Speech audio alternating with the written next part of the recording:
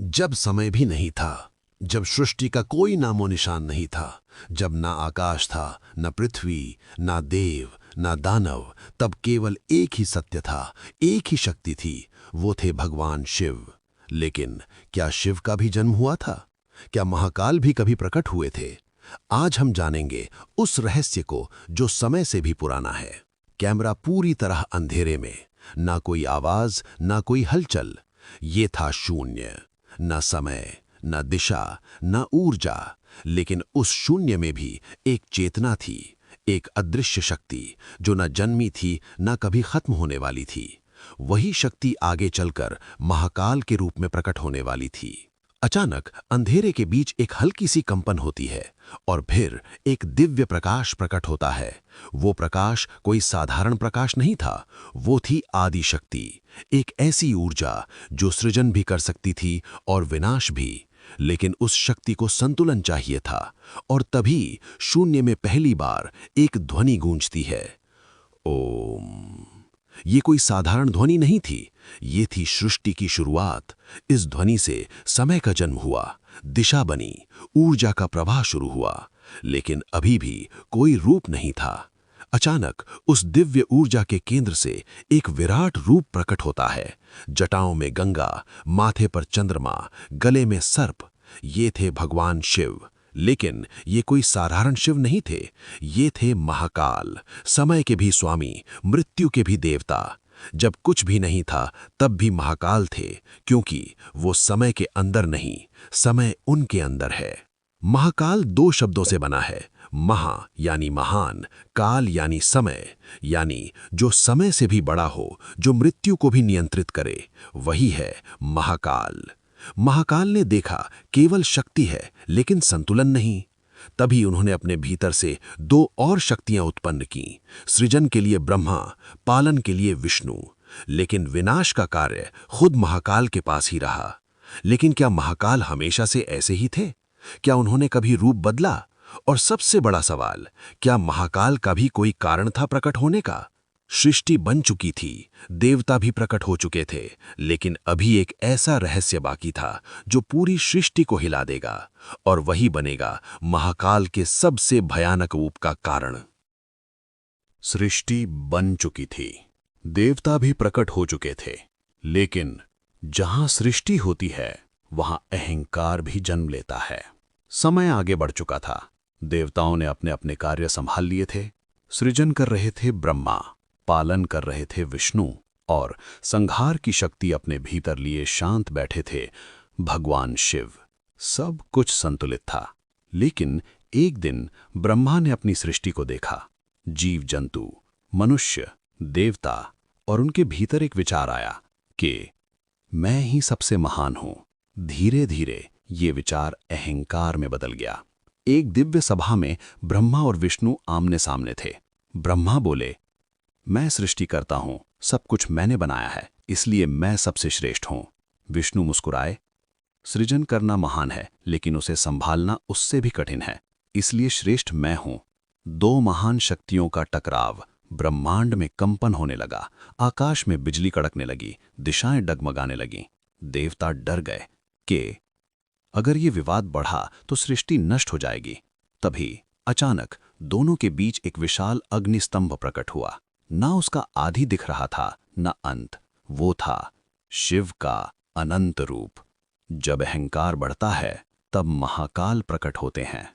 अग्निस्तंभ से आवाज आई कि जो इस स्तंभ का आदि या अंत खोज लेगा वही श्रेष्ठ कहलाएगा। ब्रह्मा तुरंत ऊपर की ओर उड़ गए, विष्णु नीचे की ओर चले गए। विष्णु बहुत दूर तक गए, लेकिन अंत नहीं मिला। अंत में उन्होंने स्वीकार किया कि मैं नहीं जान पाया। उन्होंने सत्य को स्वीकार किया। ब्रह्मा ऊपर गए, उन्हें भी अंत नहीं मिला, लेकिन उनका अहंकार अभी भी जिंदा था। उन्होंने झूठ कहा कि मैंने अंत देख लिया। अचानक अग्निस्तंभ फटा और उसमें से प्रकट हुए महाकाल। उनकी आंखों में आग थी, जटाएं प्रचंड थीं, पूरा ब्रह्मांड कांप उठा। महाकाल का क्रोध इतना भयानक था कि उनके क्रोध से एक और रूप प्रकट हुआ, काल भैरव। काला शरीर, खोपड़ियों की माला, हाथ में त्रिशूल। वो केवल विनाश के लिए पैदा हुए थे। जब सत्य का अपमान होता है तब महाकाल अपने सबसे भयानक रूप में आते हैं। काल भैरव सीधे ब्रह्मा के पास पहुंचे और बिना किसी चेतावनी के उनका एक सिर काट दिया। इसीलिए ब्रह्मा के 5 में से 4 सिर रह गए। पूरा ब्रह्मांड सन्न रह गया। लेकिन ब्रह्मा का सिर काटना एक पाप माना गया और काल भैरव को श्राप मिला कि तुम इस खोपड़ी को लेकर भटकते रहोगे। काल भैरव पूरे ब्रह्मांड में घूमते रहे। उनके हाथ में ब्रह्मा की खोपड़ी चिपकी हुई थी। ये पाप उनका पीछा नहीं छोड़ रहा था। अंत में वे पहुंचे काशी, वाराणसी, काशी विश्वनाथ मंदिर। जैसे ही उन्होंने वहां कदम रखा, वो खोपड़ी उनके हाथ से गिर गई और उनका पाप समाप्त हो गया। काशी, जहां स्वयं महाकाल वास करते हैं, जहां मृत्यु भी मोक्ष बन जाती है। लेकिन क्या काल भैरव सिर्फ दंड देने के लिए आए थे, या उनके पीछे कोई और रहस्य छुपा था? और सबसे बड़ा सवाल, क्या महाकाल का सबसे खतरनाक रूप अभी बाकी है? जब सृष्टि बनी तो उसका अंत भी तय था, क्योंकि जो जन्म लेता है वो नष्ट भी होता है। लेकिन अगर समय ही खत्म हो जाए तो, अगर सब कुछ शून्य में लौट जाए तो, तब कौन बचेगा? समय बीत रहा था, लेकिन धीरे धीरे सृष्टि में संतुलन बिगड़ने लगा। लोभ, क्रोध, अहंकार हर जगह फैलने लगा। देवता भी कमजोर पड़ने लगे। डरे हुए देवता इकट्ठा हुए। अब क्या होगा? सृष्टि खत्म हो जाएगी। तब सभी एक ही नाम लेते हैं, भगवान शिव। कैलाश पर्वत, पूर्ण शांति, ध्यान में लीन शिव। लेकिन इस बार कुछ अलग था। उनकी तीसरी आंख हल्की हल्की जल रही थी। जब शिव की तीसरी आंख खुलती है, तब सिर्फ विनाश होता है। अचानक शिव की तीसरी आंख खुलती है और एक भयानक ऊर्जा निकलती है। आग, तूफान, विनाश, पूरी सृष्टि कांप उठती है। शिव अब शांत नहीं थे। वे बन चुके थे रुद्र। उनकी गर्जना से ब्रह्मांड टूटने लगा। घड़ियां रुक गईं, दिन रात खत्म हो गए, समय खुद खत्म होने लगा। जब महाकाल जागते हैं, तब समय भी उनके सामने झुक जाता है।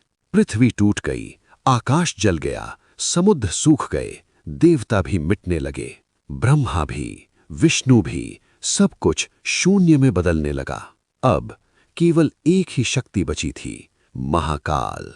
महाकाल न जन्म लेते हैं, न मरते हैं। वे ही सृष्टि हैं, वे ही प्रलय हैं। महाकाल का कोई अंत नहीं, क्योंकि वे ही अंत हैं। सब कुछ खत्म हो चुका था। फिर उसी शून्य में एक हल्की सी ध्वनि गूंजी, ओम। और एक नई सृष्टि शुरू हो गई। यानी सृष्टि बार बार बनती है और बार बार खत्म होती है, लेकिन महाकाल हमेशा रहते हैं। जब भी अधर्म बढ़ेगा, जब भी संतुलन बिगड़ेगा, तब महाकाल आएंगे, क्योंकि समय उनके अंदर है और अंत उनका खेल है।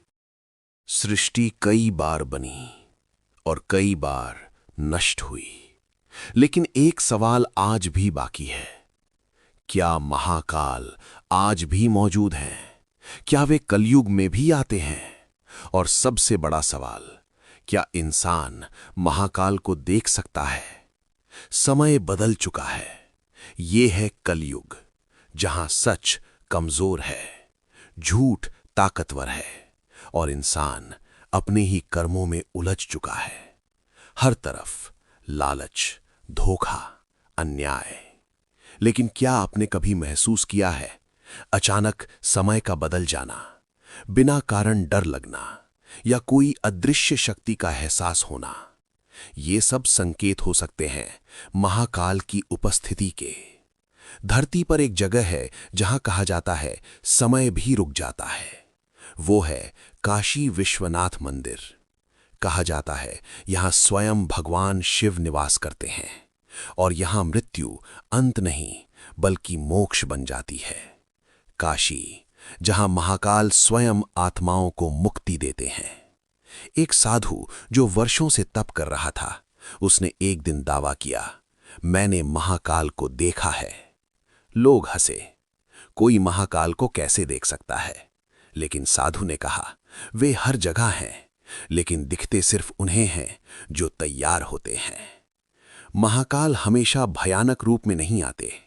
कभी एक साधु के रूप में, कभी एक भिखारी के रूप में, कभी एक आम इंसान के रूप में। महाकाल सिर्फ विनाश नहीं करते, वे न्याय करते हैं। हर कर्म का हिसाब एक दिन जरूर होता है। मृत्यु इंसान का सबसे बड़ा डर है, लेकिन महाकाल के लिए यह सिर्फ एक द्वार है, एक दुनिया से दूसरी दुनिया का। जो मृत्यु से डरता है वो जीवन को नहीं समझता, और जो महाकाल को समझ लेता है वो मृत्यु से परे हो जाता है। जब अधर्म बढ़ेगा, जब अन्याय सीमा पार करेगा, तब महाकाल फिर आएंगे। लेकिन इस बार शायद वो बाहर नहीं बल्कि हमारे अंदर जागेंगे।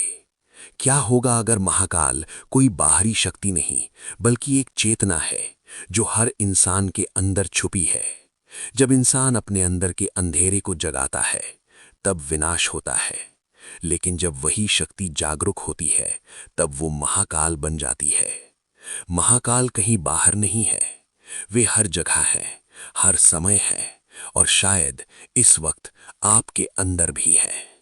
अगर आपने कभी बिना कारण डर महसूस किया है तो शायद वो महाकाल का संकेत था।